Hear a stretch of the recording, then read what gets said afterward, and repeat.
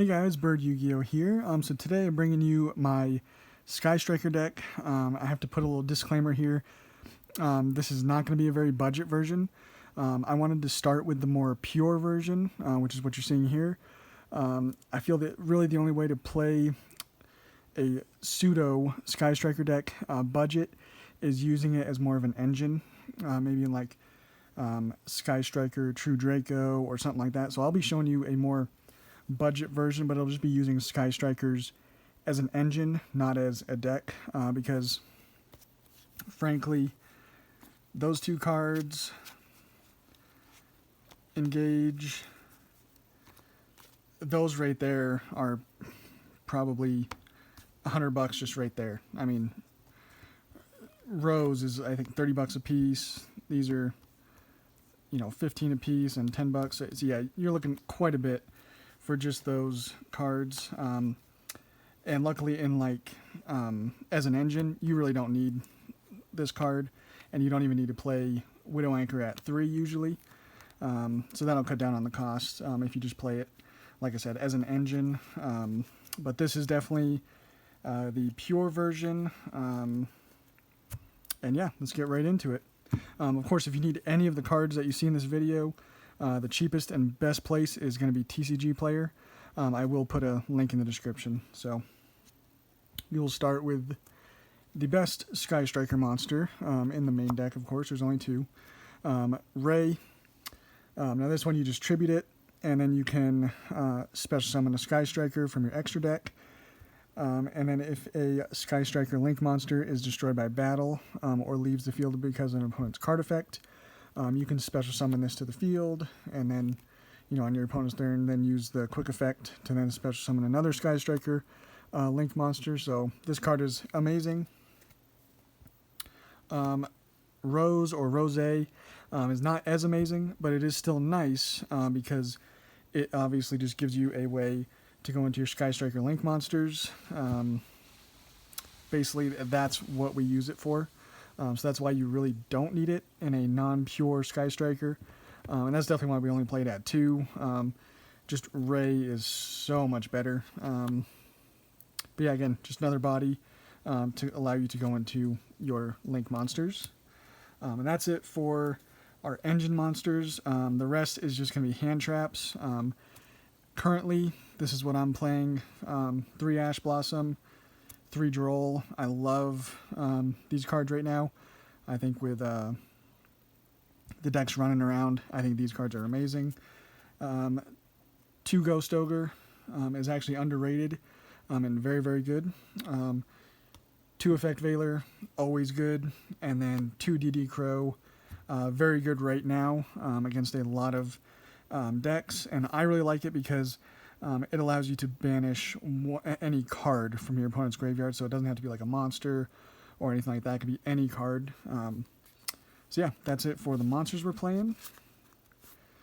Kind of typical, for like a Sky Striker deck. And then of course we now have Engage. That's the main reason that I had this deck ranked so high.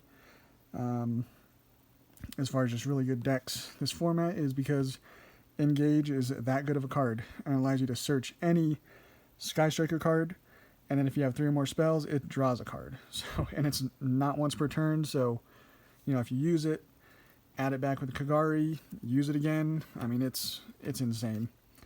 And then we also play 3 Area Zero.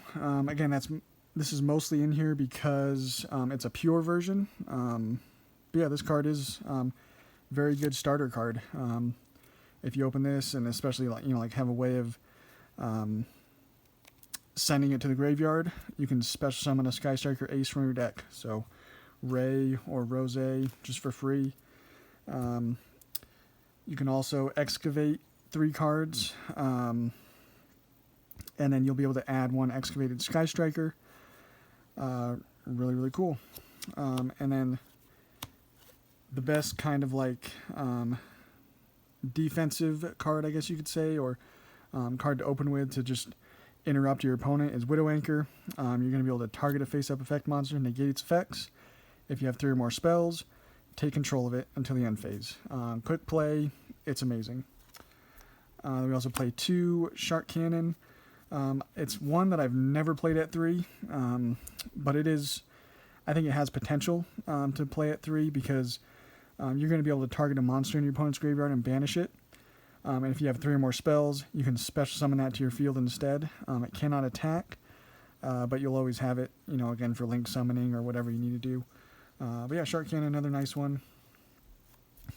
And then I play 2 Afterburners and just 1 Jamming Waves. They're basically the same card flip-flopped, except Afterburners is better.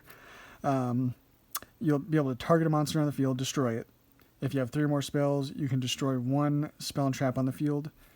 Now, Jamming Waves will let you target a set spell and trap on the field, destroy it. And then if you have 3 or more, you'll be able to destroy 1 monster on the field.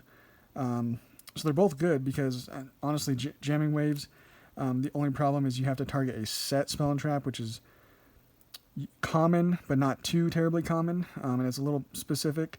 But it is nice that you don't target the monster that you destroy. You just flat out destroy 1 monster on the field. So that is cool, but still, Afterburners a little bit better. That's why we play 2. And then, of course, the best card to open with, really, is Hornet Drones. Or a lot of times you'll search it off of Engage, so you get just, if you don't open Array or whatever, this is just gaining you a token, so you can then go into your Sky Striker Link monsters. And then the last Sky Striker card we play, spell we play, is Multi-Roll. Multi-Roll in Area 0 is amazing because this allows you to send a card to the graveyard, so you'll be able to send Area 0, special summon a Sky Striker, and then your opponent is not going to be able to activate cards or effects in response to your spell card activations for the rest of the turn. Very, very cool. So yeah, definitely that one. And then all the other spells we're playing, 2 Foolish Burial Goods. I initially had it at 3, but I think 2's fine. Obviously, you can send any Sky Striker card to the grave that you want to see, make a Kagari, and then add it back to your hand.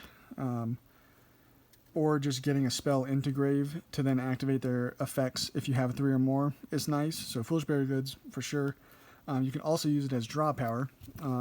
That's why I play just 1 Metal Foes Fusion, because you'll be able to shuffle this into the deck and then draw a card. So send it to the grave with goods, shuffle this back into the deck, draw a card.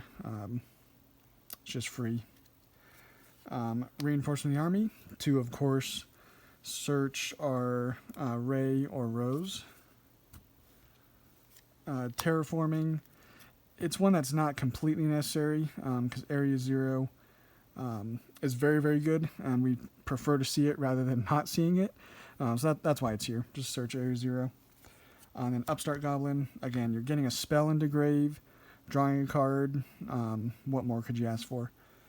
And then the final card we're playing is just a really good Floodgate that I love in this deck. And there can only be one. You see it a lot in Sky Strikers because it is that good, because it affects any other deck. And obviously, you choose when to activate this. So, if it's really going to screw your opponent up, it's obviously when you activate it. Because while it does screw you up, as long as you have access to, one of these guys and a Link monster, they're different types. So you have a Warrior Machine. Hopefully by the time your opponent gets rid of that, you have enough of a setup that, you're good to go. So it's just a really nice Floodgate to play in this deck. That's it for the main deck. For the extra, you've of course got to play the Sky Striker Ace token. But then we play, of course, the best one, Kagari. When you Link summon it, you just target a Sky Striker spell in your graveyard, add it to your hand, and this card gains 100 attack for each spell in your grave. Then Shizuku. During the end phase, if this card is special summoned, you add a Sky Striker spell from your deck to your hand, with a name different from the cards in your deck. So obviously, turn 1, if you don't have a way of getting to engage, this is your way of ending your turn and getting that engage. So it's an amazing card. And then we're playing 3 Hayate. This card can attack directly. If this card battled, you can send 1 Sky Striker card from your deck to the graveyard.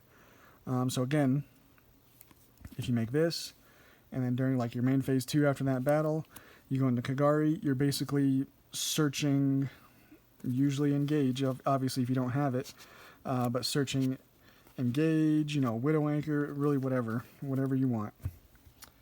Then we play just 1 Kaina. It's just okay. You target a face-up monster your opponent controls. It cannot attack until the end of your opponent's next turn, and then each time you activate a Sky Striker spell card, you'll gain 100 life points. It's okay.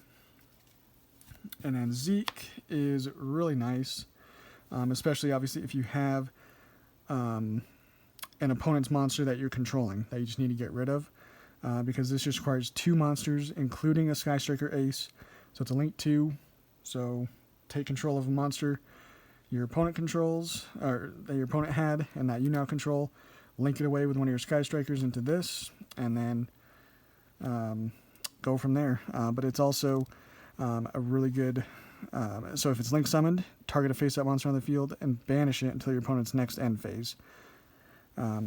Really nice. And then you can also target one other card you control, and this card gains 1,000 attack, and then you send the targeted card to the graveyard. So again, comboing this with Area 0 will just gain you advantage.